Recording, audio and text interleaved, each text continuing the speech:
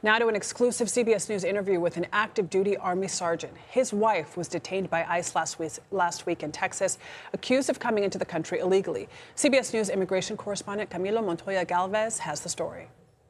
They don't tell you anything. They just arrest my wife and live with my wife. Sergeant First Class Jose Serrano has been with the Army for roughly 27 years, including 3 deployments to Afghanistan.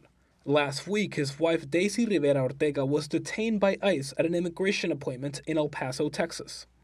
I don't really understand why, because she followed the rules of immigration by the T since day one. Rivera Ortega has been in the U.S. for more than a decade.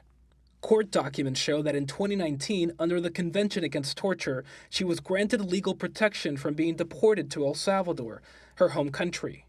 But the order does not prevent removal to a different country, and now DHS maintains she's in the U.S. illegally.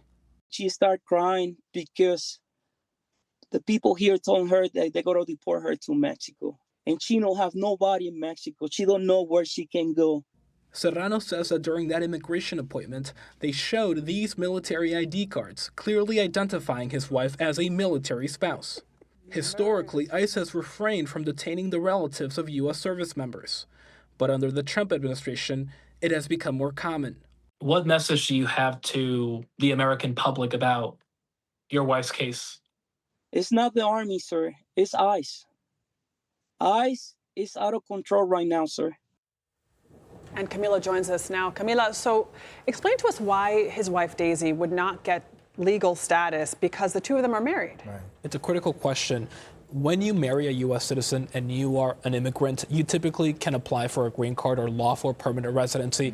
But it is much more complicated, the process, when you're talking about people who enter the country unlawfully, illegally. In this case, she did. She crossed the U.S.-Mexico border illegally. She would have to go back to her native country of El Salvador and come back legally, but she could face a 10-year ban in that process. There is a program for military families, parole in place, that is meant to avoid that scenario and to streamline the green card process. They actually had a pending application for that program known as parole in place. That is the reason why she went to that immigration appointment in El Paso last week. But instead of adjudicating her case, she was arrested by ICE, and now she's facing deportation to Mexico, where she has no ties. Really alarming story. It's great to have you on this, watching it closely. We'll stay close for follow-ups. Thank you, guys. Thank you, Camilo, Camilo. thank you.